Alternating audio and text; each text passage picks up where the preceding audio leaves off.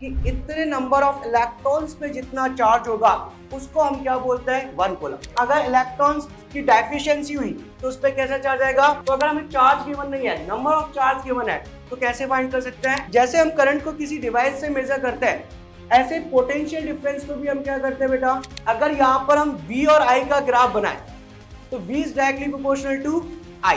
तो ग्राफ कैसा बनेगा बेटा, क्वेश्चन करते समय देखना बेटा ग्राफ किसका दिया हुआ कि y एक्सिस पर कौन है और x एक्सिस पर कौन। Good evening to all of you. बैठ जाओ सब लोग। कैसे हो सब लोग। आओ जोश। हाई जोश है। तो बेटा इसी जोश के साथ आज हम एक चैप्टर रिवाइज करेंगे, कौन सा, इलेक्ट्रिसिटी। तो पूरा फोकस रखना कि मैं क्या बोल रहा हूं और क्यों बोल रहा हूं। चलो स्टार्ट करते हैं। सबसे पहले चैप्टर में चार्ज। यहां पर हम चार्ज को किससे रिप्रेजेंट करेंगे, Q से। चार्ज कितने टाइप्स के होते हैं, दो टाइप के। कौन कौन सा, पॉजिटिव और नेगेटिव। पॉजिटिव चार्ज कब होता है बॉडी पर, जब वहां पर क्या होता है बेटा, डेफिशिएंसी किसकी, इलेक्ट्रॉन की। और नेगेटिव चार्ज कब होता है, जब इलेक्ट्रॉन क्या होता है, ज्यादा। क्योंकि इलेक्ट्रॉन पे कैसा चार्ज होता है, नेगेटिव। अगर हम बात करें तो यहाँ पे इलेक्ट्रिक चार्ज की जो एसआई यूनिट होगी वो क्या होती है, कूलम। इसको हम किससे रिप्रेजेंट करेंगे, कैपिटल C। कभी कभी आपसे पूछ लिया जाता है बेटा कि 1 कूलम कैसे डिफाइन करते हैं, कि इतने नंबर ऑफ इलेक्ट्रॉन्स पे जितना चार्ज होगा उसको हम क्या बोलते हैं, 1 कूलम। तो 1 कूलम में कितने इलेक्ट्रॉन्स होता है, 6.25 इंटू 10⁻18 इलेक्ट्रॉन। क्या हम इसको 1 कूलम बोल रहे हैं, नहीं, इतने इलेक्ट्रॉन पे जितना चार्ज होगा उसको हम क्या बोल रहे हैं, 1 कूलम। अब किसी भी बॉडी पर बेटा हम चार्ज कैसे कैलकुलेट कर सकते हैं, Q equals to N. N क्या होता है यहाँ पर, नंबर ऑफ इलेक्ट्रॉन्स। अगर इलेक्ट्रॉन एक्सिस में हुए तो कैसा चार्ज आएगा, नेगेटिव। अगर इलेक्ट्रॉन्स की डेफिशिएंसी हुई तो उस पर कैसा चार्ज आएगा, पॉजिटिव। और यहाँ पे E क्या है बेटा, magnitude of charge on 1 electron. हम किसकी बात कर रहे हैं, मैग्नीट्यूड की। अगर डेफिशिएंसी होगी तो हम क्या अज्यूम कर लेंगे, पॉजिटिव। अगर एक्सेस होगा तो क्या अज्यूम कर लेंगे, नेगेटिव। नेक्स्ट, चार्ज कैसा क्वांटिटी होता है बेटा, स्केलर। तो ये सारी कहानी किसकी थी, चार्ज की। नेक्स्ट हम बात करते हैं बेटा फ्लो ऑफ चार्ज।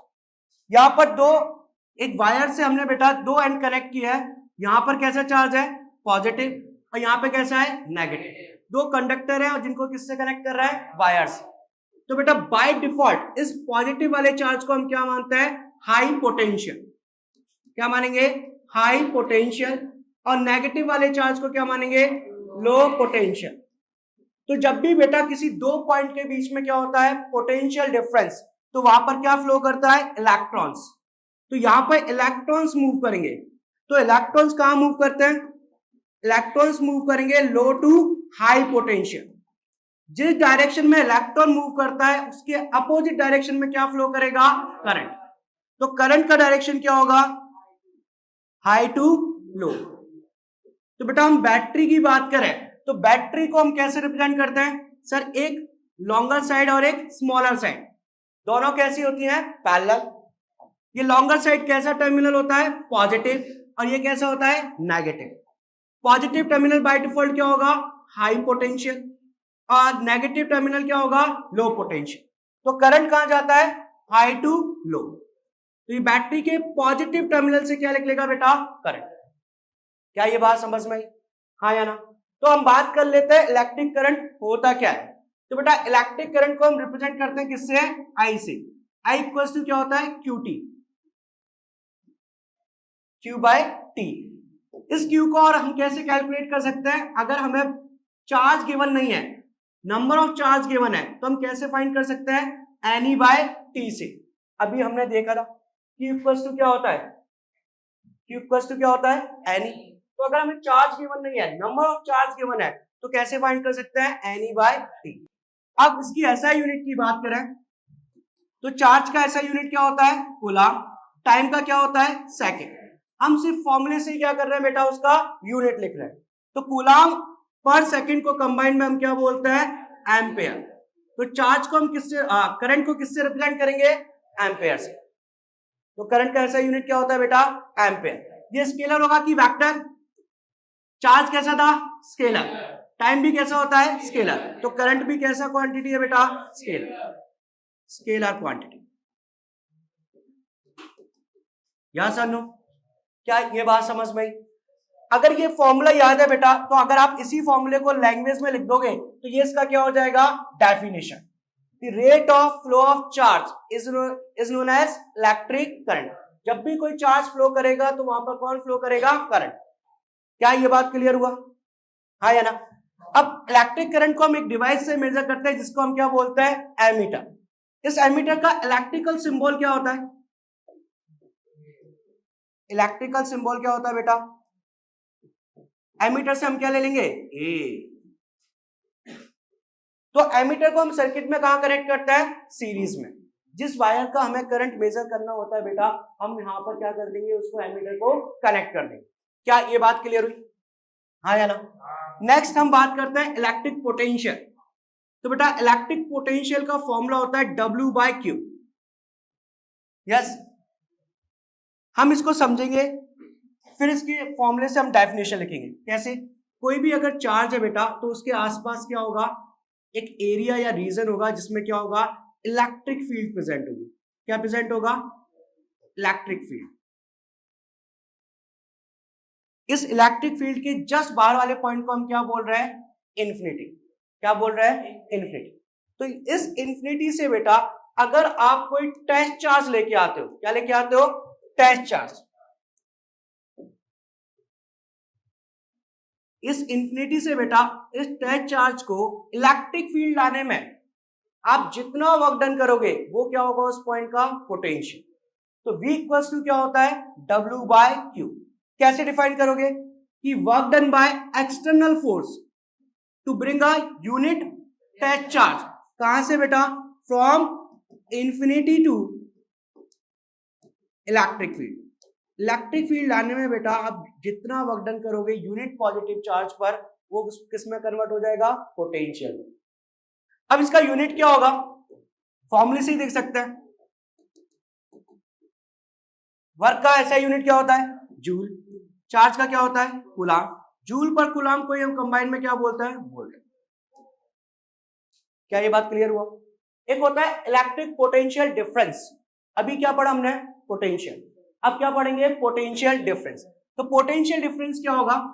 हमने बात किया था बेटा, किसी भी चार्ज के आसपास क्या होगा? इलेक्ट्रिक फील्ड प्रेजेंट होगा। क्या प्रेजेंट होगा? Electric field. और इन्फिनिटी से हम कहां लेके आ रहे थे पहले में? इलेक्ट्रिक फील्ड के अंदर।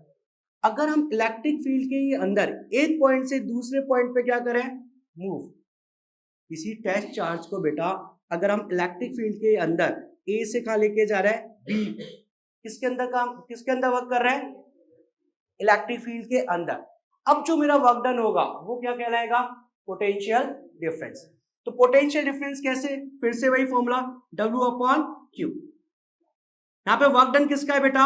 एक्सटर्नल फोर्स का। यस अनु? तो इसके फॉर्मूले से आप क्या लिख सकते हो बेटा? इसका definition, work done bye external force to move a unit charge from one point to another point is known as potential difference. Potential में कहां से लेके आ रहे थे? इंफिनिटी से इलेक्ट्रिक फील्ड। और पोटेंशियल डिफरेंस में कहां मूव कर रहे हैं? With in electric field. तो यहां पे ये कहां से कहां तक मूवमेंट था बेटा? From one point two another point with in electric field. क्या ये बात समझ में आया? Potential difference. तो जैसे हम करंट को किसी डिवाइस से मेजर करते हैं, ऐसे पोटेंशियल डिफरेंस को भी हम क्या करते हैं बेटा? एक डिवाइस से मेजर करते हैं जिसको हम क्या बोलते हैं? वोल्टमीटर। तो वोल्टमीटर को कैसे रिप्रेजेंट करते हैं? V से। ये इसका क्या है बेटा? Electrical symbol. इस वोल्टमीटर के दोनों टर्मिनल्स को आप जिन दो पॉइंट से कनेक्ट करोगे, ये उस पॉइंट का क्या बता देगा? Potential difference. दो टर्मिनल है, इन दोनों टर्मिनल को आप किससे कनेक्ट करोगे? किसी दो पॉइंट से कनेक्ट करोगे, तो ये उन दोनों पॉइंट्स का क्या बता देगा? Potential difference. क्या ये बात क्लियर हुआ? हाँ या ना? क्या क्या गिवन है? चार्ज, टेस्ट चार्ज कितना है? 2 कूलम। इसको हम कहां से कहां मूव कर रहे हैं? पहले था 18 वोल्ट, अब कितना है 128 वोल्ट। और आपसे क्या पूछ रहे हैं कि कितना वर्क डन करना पड़ेगा। तो बेटा पोटेंशियल डिफरेंस 118 वोल्ट, तो पोटेंशियल डिफरेंस कैसे कैलकुलेट करते हैं, work done by test charge. तो यहां से W कितना हो जाएगा, Q into delta V। Q कितना है हमारा 2, डेल्टा V मतलब चेंज इन पोटेंशियल। किसी भी चीज में चेंज कैसे निकालते हैं, फाइनल माइनस इनिशियल। तो वैल्यू पुट कर दो, V2 कितना है 120, हाँ या ना, और इनिशियल कितना है 118। तो यहां से कितना आएगा बेटा 20 जूल। सही किया है, हाँ या ना। नेक्स्ट हम बात करते हैं बेटा ओम्स लॉ की। तो ओम्स लॉ क्या है, V is directly proportional to I। इसी को बेटा अगर आप लैंग्वेज में बोल दोगे तो ये इसका क्या हो जाएगा स्टेटमेंट। V क्या है यहाँ पर पोटेंशियल डिफरेंस, I क्या है करंट। इसका मतलब क्या हुआ, अगर आप किसी भी कंडक्टर के अक्रॉस पोटेंशियल डिफरेंस इंक्रीज करोगे तो उसके अक्रॉस क्या इंक्रीज हो जाएगा करंट। करंट फ्लो ही क्यों होता था, चार्ज के फ्लो के कारण। चार्ज फ्लो क्यों होता था, पोटेंशियल डिफरेंस की वजह से। लेकिन ये स्टेटमेंट तभी कंप्लीट होगा बेटा जब यहां पर हम क्या बात करें, एट कांस्टेंट टेम्परेचर। टेम्परेचर कैसा होना चाहिए कांस्टेंट। जब भी डायरेक्टली प्रोपोर्शनलिटी का साइन हटाएंगे तो यहां पर क्या आएगा बेटा प्रोपोर्शनलिटी कांस्टेंट, वो यहां पर क्या आता है आर। और ये हमारा आर क्या होता है रेजिस्टेंस। हम रेजिस्टेंस किसको बोलते हैं, जो भी करंट के फ्लो को क्या करेगा बेटा अपोज करेगा, उसको हम क्या बोलेंगे रेजिस्टेंस। और रेजिस्टेंस का ऐसा यूनिट क्या होता है ओम। और इसको हम कैसे रिप्रेजेंट करते हैं, चूहे का बेल। अगर यहां पर हम V और I का ग्राफ बनाए तो V is directly proportional to I, तो ग्राफ कैसा बनेगा बेटा स्ट्रेट लाइन। कैसा बनेगा स्ट्रेट लाइन। क्या ये बात क्लियर हुआ, क्योंकि V is directly proportional to I। जितना आप करंट इंक्रीज करोगे उतना ही क्या होगा पोटेंशियल डिफरेंस, जितना आप पोटेंशियल डिफरेंस इंक्रीज करोगे उतना ही क्या होगा करंट इंक्रीज होगा। मतलब जितना करंट इंक्रीज हुआ है उतना ही आपने क्या किया होगा पोटेंशियल डिफरेंस इंक्रीज। अब यहां पर बेटा V और I का जो ग्राफ है ना, यहां पर हम बात करें तो रेजिस्टेंस क्या होता है V अपॉन I। यहां पर V पर क्या है हमारा y एक्सिस पर कौन है V, और x एक्सिस पर कौन है I। तो यहां पर बेटा V और I ग्राफ का जो स्लोप होगा वो हमें क्या देगा, द वैल्यू ऑफ रेजिस्टेंस। अब स्लोप क्या होता है, हमें स्लोप को मेजर नहीं करना, सिर्फ इतना देखो लाइन बेटा जितना इंक्लाइंड होगा उतना ज्यादा क्या होगा स्लोप, जितना ज्यादा थीटा होगा उतना ज्यादा क्या होगा स्लोप। क्या ये बात क्लियर है, हाँ या ना। और स्लोप हमें किसकी वैल्यू देगा, V और I के ग्राफ का जो स्लोप होगा वो हमें किसकी वैल्यू देगा रेजिस्टेंस। जैसे इस पे एक बात करते हैं, क्वेश्चन है, ये ग्राफ है बेटा V और I का, इसमें दो मेटल्स का ग्राफ दे रखा है M1 और M2। इनमें से रेजिस्टेंस किसका ज्यादा होगा, किसका ज्यादा होगा M2 का। चेक करते हैं कैसे, V और I का ग्राफ का स्लोप मुझे किसकी वैल्यू देगा, सर स्लोप जो है वो किसकी वैल्यू देगा रेजिस्टेंस। तो यहां पर जिसका स्लोप ज्यादा होगा उसका रेजिस्टेंस भी क्या होगा ज्यादा। मान लेते हैं M1 का स्लोप कितना है बेटा θ1 और M2 का कितना है θ2। कौन सा ज्यादा है बेटा, एंगल देखना आता है, किसका ज्यादा है θ2। तो स्लोप भी किसका ज्यादा है θ2 का। स्लोप किसका ज्यादा है θ2 का, यानी कि हमारा M2 का रेजिस्टेंस क्या होगा ज्यादा होगा किससे M1 से, क्योंकि उसका स्लोप ज्यादा। सेम यहां पर किसका आंसर होगा, कितने प्रतिशत भारतीय बोल रहे हैं M1, अच्छा, और कितने नॉन भारतीय बोल रहे हैं M2।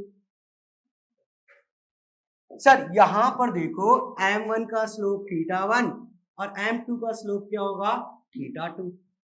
तो स्लोप यहां पर स्लोप किसका ज्यादा है, सर θ2 का स्लोप ज्यादा है।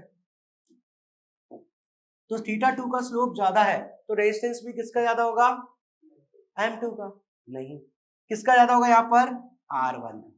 ऐसा क्यों, क्योंकि बेटा यहां पर वाई एक्सिस पर क्या है, आई, और एक्स एक्सिस पे कौन है, वी। वी और आई जब किस पे होंगे, वाई पे वी और एक्स पे क्या होगा, आई, तभी उसका स्लोप किसकी वैल्यू देगा, रेजिस्टेंस। वरना यहां पर किसकी वैल्यू मिल रही है, कंडक्टिविटी। कैसे, अगर आप इसका स्लोप मेजर करोगे बेटा तो वो क्या होगा सर, आई अपॉन वी। तो आई अपॉन वी क्या होता है, 1 अपॉन आर। तो जिसका स्लोप कम होगा उसका रेजिस्टेंस क्या होगा, ज्यादा। क्या ये बात क्लियर हुई। क्वेश्चन करते समय देखना बेटा ग्राफ किसका दिया हुआ कि वाई एक्सिस पर कौन है और एक्स एक्सिस पर कौन। आगे बढ़ते हैं। तो अगर हम बात करें बेटा कि रेजिस्टेंस क्या है बेटा, कांस्टेंट, वो V और I की वैल्यू पर डिपेंड नहीं करता। Resistance does not depend on the value of V and I। तो फिर रेजिस्टेंस कौन से फैक्टर पे डिपेंड करता है, तो बेटा रेजिस्टेंस किसकी प्रॉपर्टी होती है, मटेरियल की। तो रेजिस्टेंस का ये फॉर्मूला पढ़ा है, रो एल बाय ए। यहां पे रो क्या है बेटा, रेसिस्टिविटी, एल क्या है यहां पर, लेंथ ऑफ द कंडक्टर, ए क्या है, एरिया ऑफ क्रॉस सेक्शन। अगर आप लेंथ इंक्रीज करोगे तो रेजिस्टेंस भी क्या होगा, इंक्रीज। अगर आप area of cross section increase करोगे तो रेजिस्टेंस क्या होगा, कम। रेसिस्टिविटी क्या होता है, रेसिस्टिविटी डिपेंड करता है बेटा किस पर, मटेरियल पर। अगर आपका मटेरियल फिक्स्ड है तो उसकी रेसिस्टिविटी की वैल्यू भी क्या होगी, फिक्स्ड होगी। और एक और फैक्टर है जिस पर डिपेंड करता है, दैट इज टेम्परेचर। अगर आप टेम्परेचर इंक्रीज करते हो तो रेजिस्टेंस इंक्रीज होगा, लेकिन किसके लिए, फॉर मेटल्स। लेकिन अगर आप टेम्परेचर इंक्रीज करते हो तो रेजिस्टेंस कम हो जाता है किसमें, फॉर सेमीकंडक्टर्स। क्या ये बात क्लियर हुआ, हाँ या ना। अब यहाँ पे जो रो है बेटा वो क्या है, रेसिस्टिविटी। इस रेसिस्टिविटी का दूसरा नाम क्या होता है बेटा, स्पेसिफिक रेजिस्टेंस। इसको हम और क्या बोलते हैं, स्पेसिफिक रेजिस्टेंस।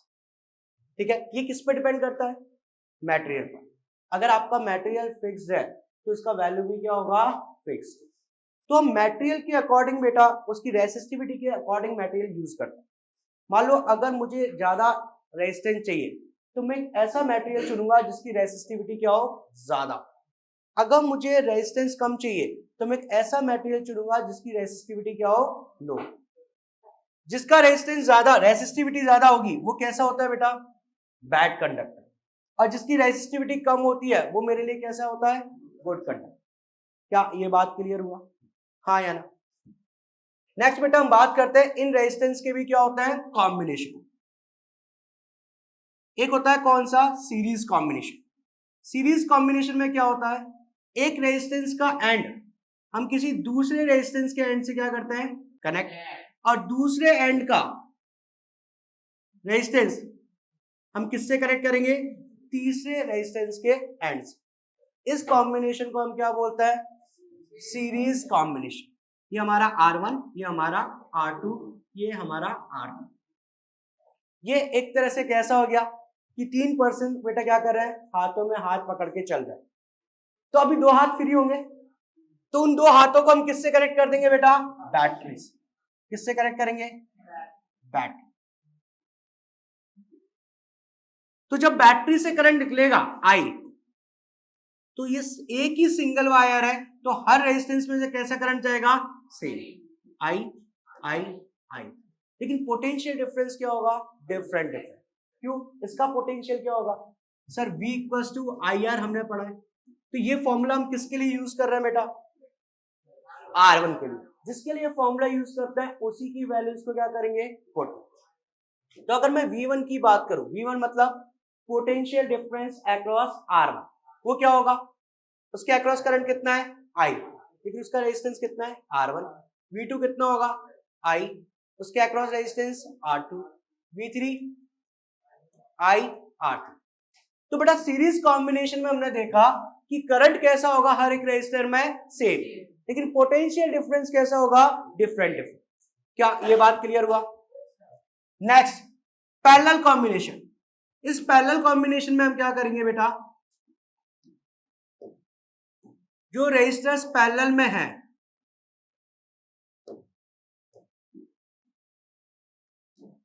उनको, उनके एक एंड को हम किसी एक कॉमन पॉइंट से क्या कर देंगे, कनेक्ट,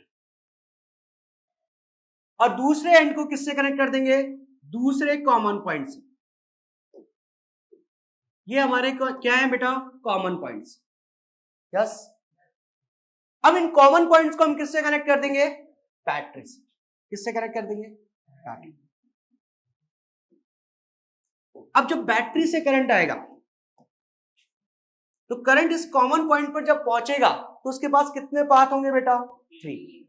तो करंट क्या हो जाएगा, डिवाइड हो जाएगा। मान लेते हैं इसमें से कितना करंट चला जाएगा, I1, इसमें से कितना चला जाएगा, I2, इसमें से कितना चला जाएगा, I3।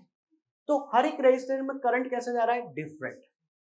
यस अनु, और इन तीनों रेजिस्टेंस का पोटेंशियल डिफरेंस कैसा होगा, सेम। क्यों, R1 किससे कनेक्टेड है, A और B से, R2 भी किससे कनेक्टेड है, A और B से, R3 किससे कनेक्टेड है, और A और B से। क्या ये बात समझ में आई? तो इन तीनों का पोटेंशियल डिफरेंस क्या होगा, सेम। क्या वो बैटरी के बराबर होगा, ऐसा जरूरी नहीं है। यहां पर ये किसके बराबर है बेटा, बैटरी, लेकिन हर बार बैटरी के बराबर हो ऐसा जरूरी नहीं। क्या ये बात क्लियर हुआ? तो सीरीज कॉम्बिनेशन में क्या हो रहा था, करंट सेम था, पोटेंशियल डिफरेंस क्या था, अलग अलग। पैरेलल कॉम्बिनेशन में क्या हो रहा है, पोटेंशियल डिफरेंस सेम है और करंट कैसा है, डिफरेंट। क्या ये बात क्लियर हुआ? तो यहां पर हमें इस क्वेश्चन की बात करें, यहां पे हमें क्या फाइंड करना है बेटा, इक्विवेलेंट रेजिस्टेंस। तो इक्विवेलेंट रेजिस्टेंस में क्या करो, कंफ्यूजन हो तो सबसे पहले बैटरी से क्या निकालो, करंट। ये बैटरी का पॉजिटिव टर्मिनल है, मान लेते हैं यहां से कितना करंट आ रहा है बेटा, I। तो अभी भी इसमें कितना करंट जा रहा है, I। 3 ओम में कितना करंट जा रहा होगा, I। आगे बढ़े तो इसमें कितना जा रहा होगा, I। क्या इन दोनों रेजिस्टर में सेम करंट जा रहा है, यस और नो? तो ये कौन से कॉम्बिनेशन में है, सीरीज। लेकिन आगे बढ़ते हैं, इसके बाद जब करंट यहां से जाएगा तो करंट के पास कितने पाथ हो गए, 2। कुछ करंट इधर चला जाएगा, कुछ करंट इधर। अब ये कौन सा कॉम्बिनेशन हो गया, पैरेलल कॉम्बिनेशन। फिर यहां से करंट क्या आएगा बेटा, वापस, और यहां पर भी करंट क्या हो जाएगा, डिवाइड। ये कौन सा कॉम्बिनेशन हो गया, पैरेलल।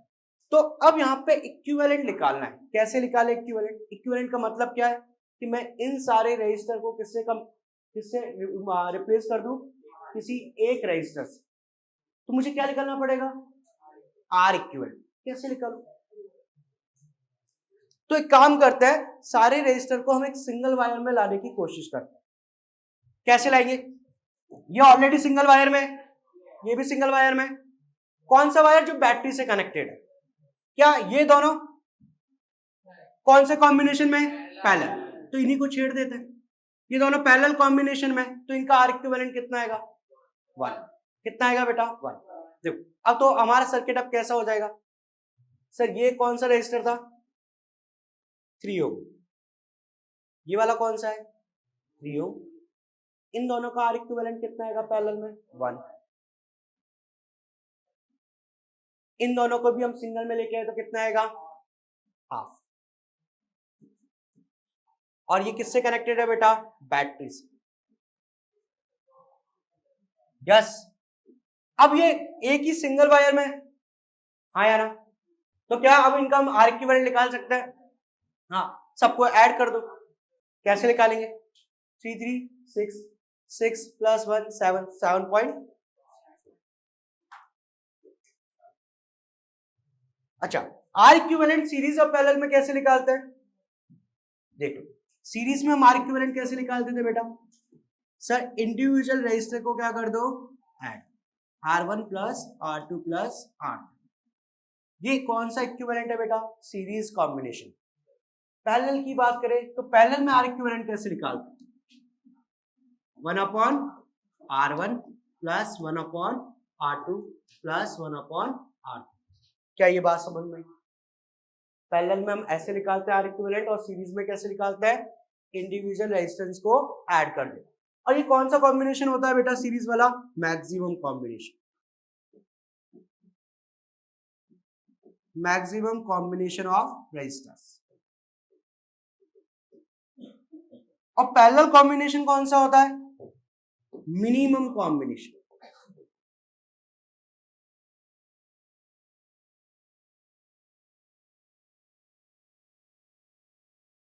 क्या ये बात क्लियर हुआ? हाँ या ना? ठीक है, नेक्स्ट हम बात करते हैं बेटा किसकी? Joule's heating effect of electric current. लेकिन उससे पहले हम बात करते हैं heating effect of electric current क्या होता है। कि जब भी किसी वायर में से करंट पास होगा तो वो क्या करता है? हीट को प्रोड्यूस करता है। इसी को हम क्या बोलते हैं? Heating effect of electric current. तो heating effect of electric current को डिफाइन किसने किया, कैसे हम कैलकुलेट कर सकते हैं? वो हमारे लिए क्या होगा? Joules law of heating effect. तो उन्होंने क्या बोला कि किसी भी वायर में जो हीट जनरेशन होगा वो डायरेक्टली प्रोपोर्शनल होगा किसके? Square of the current. Directly proportional होगा किसके? रेजिस्टेंस। डायरेक्टली प्रोपोर्शनल होगा किसके? टाइम ड्यूरेशन, कि कितने टाइम ड्यूरेशन के लिए करंट फ्लो हो रहा है। अब इन तीनों इक्वेशन को हम क्या कर देते हैं बेटा? मर्ज। तो हीटिंग इफेक्ट का फॉर्मूला क्या आ गया हमारे लिए? आई स्क्वायर आर। क्या हम और फॉर्मूले बना सकते हैं क्या? हाँ, कैसे? सर हमने पढ़ा है V इक्वल्स टू क्या होता है? I R. तो एक काम करते हैं, एक बार V का वैल्यू क्या पुट कर देता है? आई आर, या I का वैल्यू क्या पुट कर देते हैं यहाँ पे? V upon R. तो अगर हम ये वैल्यू पुट करेंगे तो यहां से फॉर्मूला क्या आएगा? V square R into T. Yes, क्या हम और फॉर्मूला देख सकते हैं? हाँ, एक काम करते हैं, हम आर को क्या पुट कर देते हैं? V upon I. ये कहां से वैल्यू ले रहा हूं मैं? ओम्स लॉ से। तो यहां से हीट जनरेशन का फॉर्मूला क्या आ जाएगा? V I T. तो हीट जनरेशन के कितने फॉर्मूले? 3। कौन सा यूज करना है? इट डिपेंड्स डेटा कौन सा दिया है और हमें फाइंड क्या करना है। हाँ या ना? यस अनु। लेकिन जूल्स लॉ हीटिंग इफेक्ट कौन सा इक्वेशन बताएगा? ये वाला, H equals to I square R. तो जैसे एक क्वेश्चन है, यहां पर हमने दो रेजिस्टेंस लिए, कौन सा? R1 और R2। R1 का वैल्यू क्या है? R2 से ज्यादा। तो आपको बताना है केस फर्स्ट, जब ये दोनों रेजिस्टेंस कौन से कॉम्बिनेशन में बेटा? सीरीज। और जब ये दोनों रेजिस्टेंस कौन से कॉम्बिनेशन में? पैरेलल। तो आपको बताना है हीट जनरेशन कौन से रेजिस्टर में ज्यादा होगी? केस वन में, केस वन में R1 में। ओके, कितने प्रतिशत भारतीय बोल रहे हैं कि R1 में ज्यादा होगा? और कितने लोग बोल रहे हैं R2 में ज्यादा होगा? तो यहां पर बेटा हीट जनरेशन कैसे चेक करें? फॉर्मूला क्या था? H equals to I square R T. हाँ या ना? Yes sir. तो यहां पर बेटा ये दोनों कौन से कॉम्बिनेशन में? सीरीज। अगर सीरीज में तो इनमें करंट कैसा होगा? सेम। अगर करंट सेम है तो क्या हम कंपेयर करें? नहीं। तो यहाँ पे इस फॉर्मूले से हम देख सकते हैं कि हीट क्या है? Directly proportional to resistance. जिसका रेजिस्टेंस ज्यादा होगा उसमें हीट जनरेशन क्या होगा? ज्यादा। तो यहां पर रेजिस्टेंस किसका ज्यादा है बेटा? R1 का। तो आंसर क्या आएगा? R1 में क्या होगा बेटा? ज्यादा हीट जनरेशन होगा comparison to R2। Next case, जब R1 और R2 कैसे है बेटा? एक दूसरे से पैरेलल। इसमें किसका हीट जनरेशन ज्यादा होगा?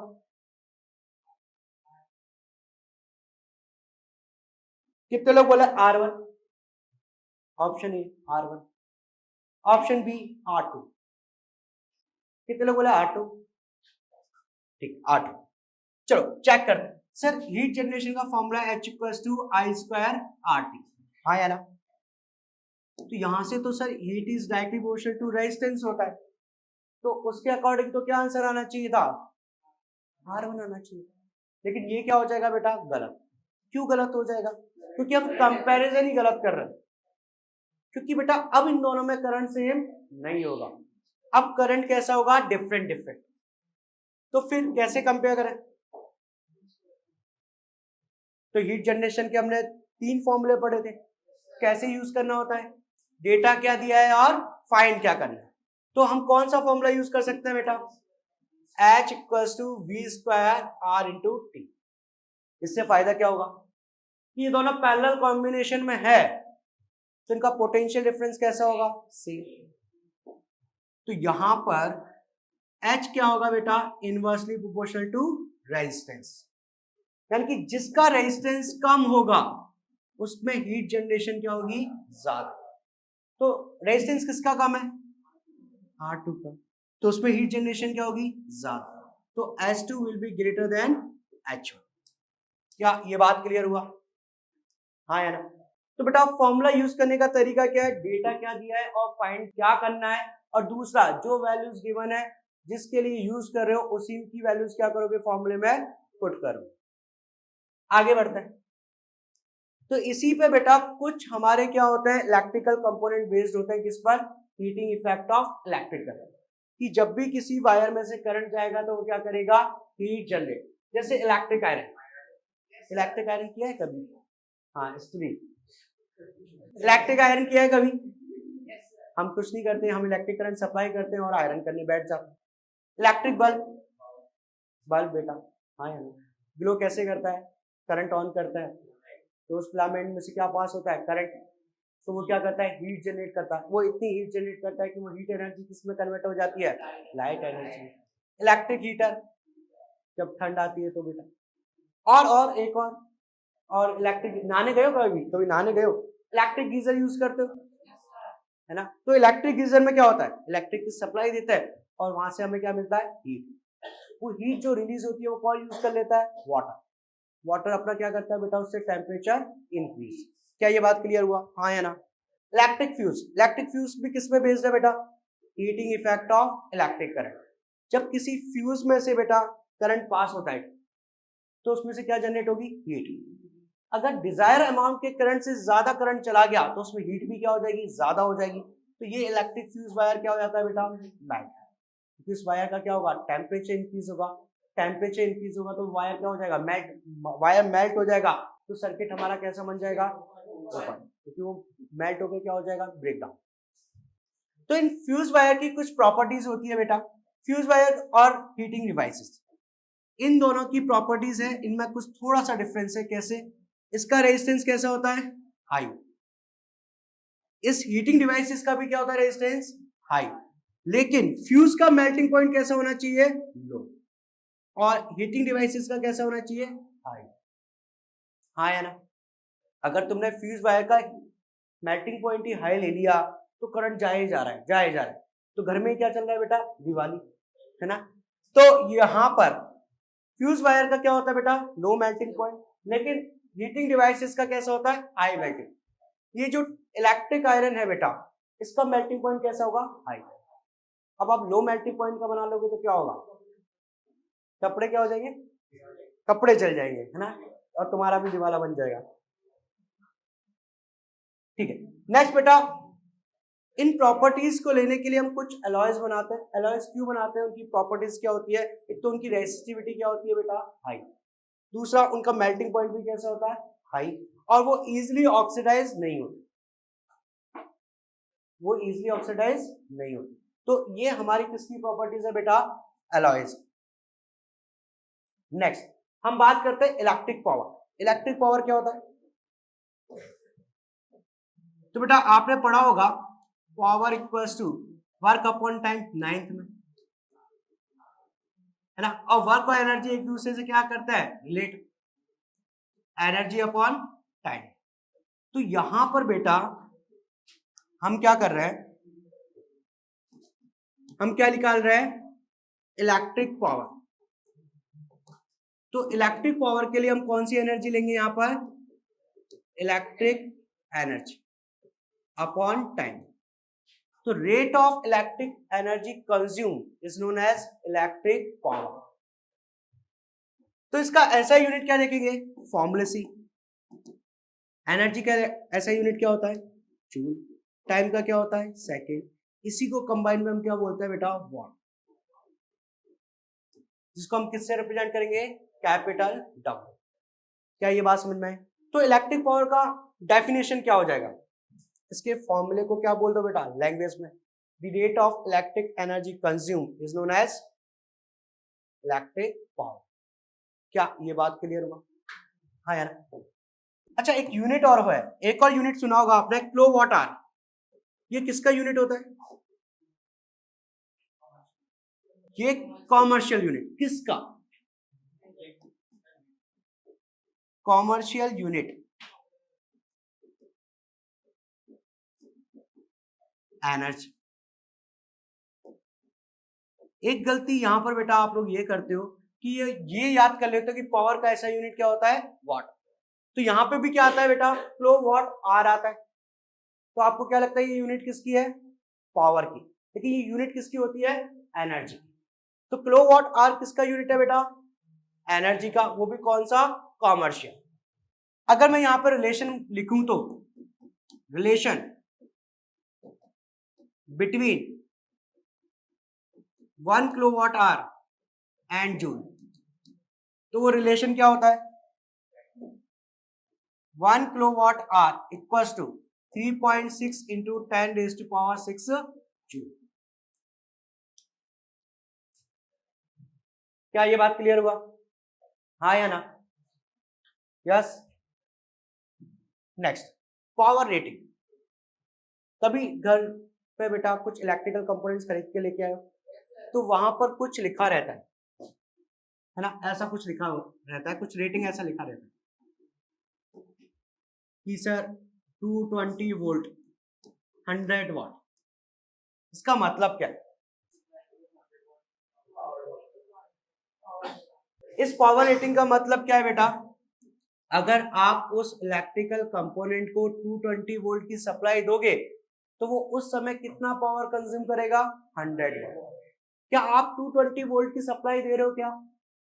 नहीं, बस ऐसा बोला है कि अगर आप 220 वोल्ट की सप्लाई दोगे तो वो क्या करेगा 100 वाट पावर क्या करेगा कंज्यूम। तो इस पावर रेटिंग से फायदा क्या है?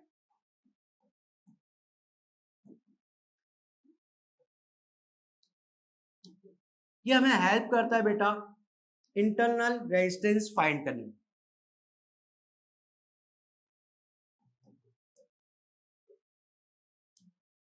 ये इंटरनल रेजिस्टेंस फाइंड करने में हमारा क्या करता है हेल्प। कैसे? हमने पावर के बहुत सारे फॉर्मूले पढ़े थे, एक फॉर्मूला ये है R equals to V square by P. मान लेते हैं हम उसको इतना पोटेंशियल डिफरेंस दे रहे हैं तो वो उस समय कितना पावर कंज्यूम करेगा 100 वाट। कितना पावर कंज्यूम करेगा 100 वाट। तो यहाँ पे हम फॉर्मूला किसके लिए यूज कर रहे हैं रेटिंग के लिए। किसके लिए यूज कर रहे हैं रेटिंग, तो सारी वैल्यूज भी किसकी पुट करेंगे रेटिंग। तो V कितना है बेटा 220 और पावर कितना है 100, तो यहां से इंटरनल रेजिस्टेंस कितना आया 484 ओम। क्या ये बात क्लियर हुई? हाँ या ना? अब इसी में अगर मैं ऐसा बोलूं कि इसी इलेक्ट्रिकल कंपोनेंट को बेटा हम कितना सप्लाई दे रहे हैं 110 वोल्ट, कितना सप्लाई दे रहे हैं 110 वोल्ट, तो बताओ अब कितना पावर कंज्यूम करेगा?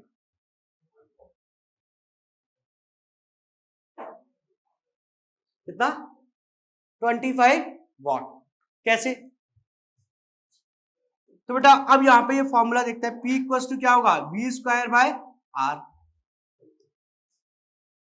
अब हम ये फॉर्मूला किसके लिए यूज कर रहे हैं इस वाले डेटा के लिए, तो सारी वैल्यूज किसकी पुट करेंगे इसी डेटा की।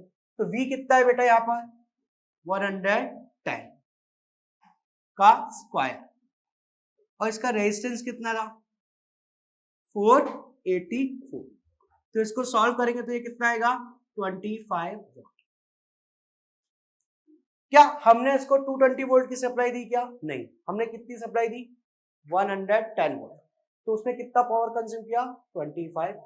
तो ये पावर रेटिंग किस चीज में हेल्प कर रहा है उस इलेक्ट्रिकल कंपोनेंट का क्या फाइंड करने में हेल्प कर रहा है इंटरनल रेजिस्टेंस। क्या ये बात क्लियर हुआ? Yes sir? चलो इस पर बेटा हम एक क्वेश्चन करते हैं।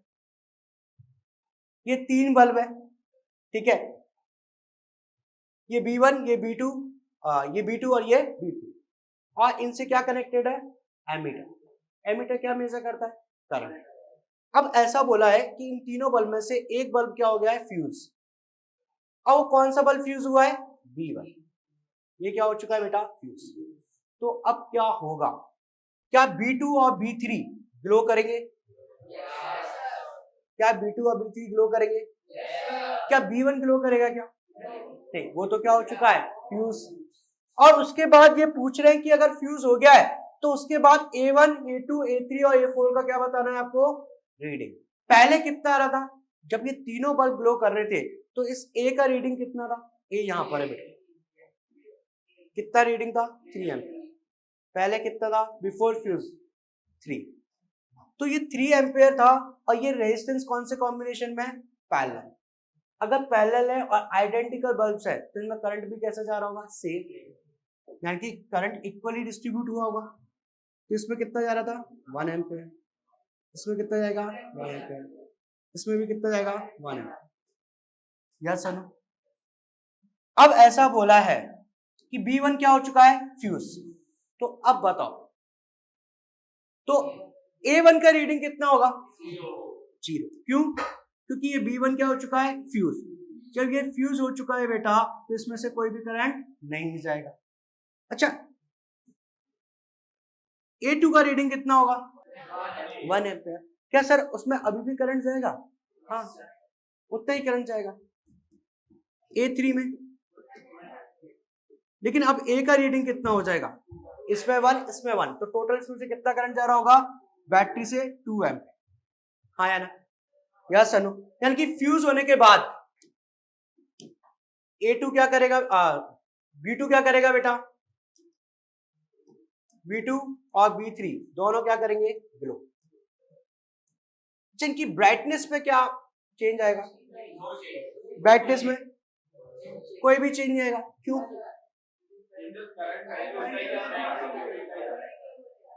बेटा हम ब्राइटनेस कैसे पता लगाएंगे, पावर से, कि वो कितना पावर कंज्यूम कर रहा है।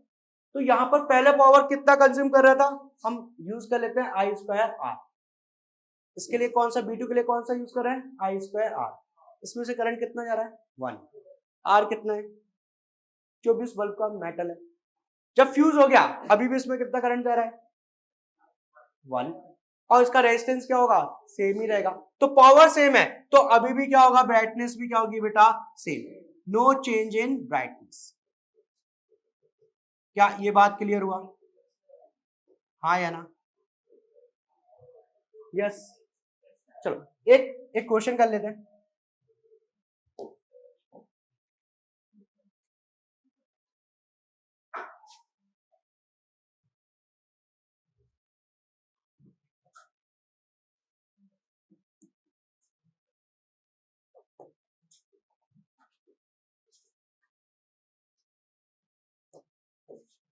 ये 6 ओम है, ये 3 ओम है, और ये 2 ओम, और ये कितना है बेटा, 12 वोल्ट।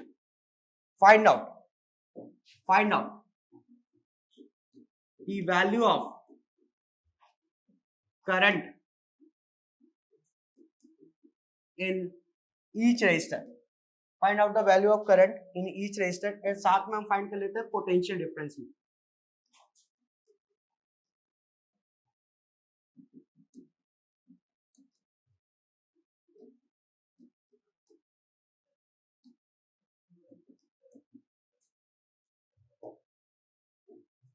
हमें हर एक रेजिस्टर के अक्रॉस क्या फाइंड करना है बेटा, करंट और पोटेंशियल डिफरेंस।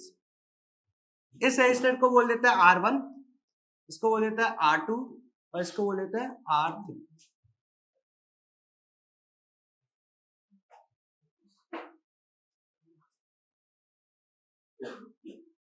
सब लोग सॉल्व करो बेटा। यहां पर इस चैप्टर में फॉर्मूले अगर आपको याद है तो उनको यूज करने का तरीका क्या है, जिसके लिए फॉर्मूला यूज कर रहे हो सिर्फ उसी की वैल्यूज को क्या करना है, यहां पर पुट करना है।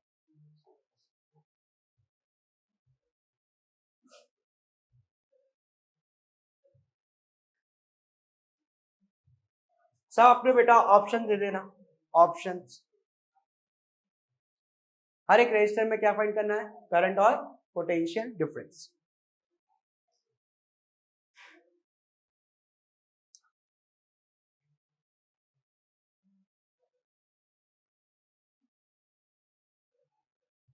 चलो सॉल्व करते हैं। देखो यहां पर क्या करता है बेटा, यहां पर सीरीज और पैरेलल समझ में नहीं आ रहा है, तो आप क्या करो, बैटरी से क्या निकालो, करंट। यहां से कितना करंट जा रहा है, आई। इस R1 में से कितना करंट जाएगा, आई, जो कि बैटरी से निकला। या सुनो, ये करंट वापस जाएगा, यहां पर करंट क्या हो जाएगा बेटा, उसके बाद दो पाथ है, तो दो पाथ में क्या हो चुका है, डिवाइड। और ये वापस आके कितना जाएगा यहां पर, आई। इन दोनों में करंट सेम जा रहा है क्या, नहीं, करंट अलग जा रहा है, तो ये कौन से कॉम्बिनेशन में है, पैरेलल। तो कैसे निकाले, हमें हर एक रेजिस्टर के अक्रॉस क्या फाइंड करना है, करंट, और साथ में क्या फाइंड करना है बेटा, पोटेंशियल डिफरेंस। तो एक काम करता है, पहले हम क्या निकाल लेते हैं, बैटरी से क्या निकाल लेते हैं, करंट, कि बैटरी से कितना करंट आ रहा है। तो कौन सा फॉर्मूला यूज करेंगे सर, हम बैटरी के लिए यूज कर रहे हैं, for battery I equals to V upon R। ये किसके लिए यूज कर रहे हैं बेटा, बैटरी के। तो हमारा V किसका आएगा बेटा, बैटरी। तो बैटरी का V कितना है, 12। तो बैटरी की जब हम बात कर रहे हैं तो ये पूरे सर्किट का क्या होता है, R इक्विवेलेंट। तो पूरे सर्किट का R इक्विवेलेंट निकालते हैं। ये दोनों कौन से कॉम्बिनेशन में, पैरेलल। सर इक्विवेलेंट कैसे निकालता है, सारे रेजिस्टेंस को एक ही वायर में लेके आने की कोशिश करें। कौन सा वायर में, जो बैटरी के साथ। तो ये दोनों कौन से कॉम्बिनेशन में बेटा, पैरेलल। इनका आर इक्विवेलेंट कितना आएगा, कितना आएगा सर, पैरेलल में हम ऐसे फास्ट नहीं निकाल सकते हैं। अगर दो रेजिस्टर पैरेलल में तो हम ऐसे फास्ट नहीं निकाल सकते हैं। तो कितना आएगा बेटा, 9 ओम, सॉरी कितना आ रहा है, 2 ओम। ये 2 ओम और ये 2 ओम किस में होंगे बेटा, सीरीज कॉम्बिनेशन में। तो आर इक्विवेलेंट कितना आएगा, 4 ओम। तो 12/4, तो बैटरी से कितना करंट आ रहा है बेटा, 3 एम्पीयर। अब इसमें से कितना करंट जाएगा, जितना बैटरी से जा रहा है। तो इसके अक्रॉस पोटेंशियल डिफरेंस फाइंड कर सकते हैं क्या, हाँ, V1 इक्वल्स टू IR। फिर से वही ओम्स वाला फॉर्मूला यूज किया, बट इस समय फॉर्मूला किसके लिए यूज कर रहे हैं, R1 के लिए। तो सारी वैल्यूज भी किसकी पुट करेंगे, R1 की। तो यहां पर बेटा R1 में से करंट कितना जा रहा है सर, जो बैटरी से निकला है 3, उसका खुद का रेजिस्टेंस कितना है, 2, कितना आ गया, 6 वोल्ट। तो V1 कितना आ गया बेटा, 6 वोल्ट। तो बैटरी का अगर ये 12 है, ये 6 इसको मिल गया है, ये 6 इसको मिल गया है, तो रिमेनिंग किसको मिला होगा बेटा, इनको।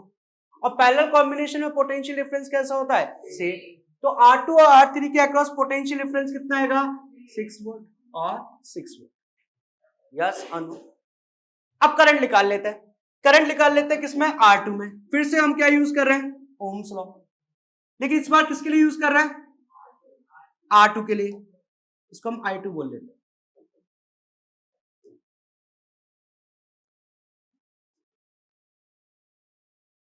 है ना, थोड़ा इजी हो जाएगा। तो अब किसके लिए यूज कर रहे हैं बेटा, R2 के लिए। तो सारी वैल्यूज किसकी पुट होंगी, R2 की। तो ओम्स लॉ के अकॉर्डिंग I क्या होता है, V अपॉन R। तो यहाँ पे V कौन सा लोगे बेटा, जो R2 के अक्रॉस है, और रेजिस्टेंस भी किसका लोगे, R2।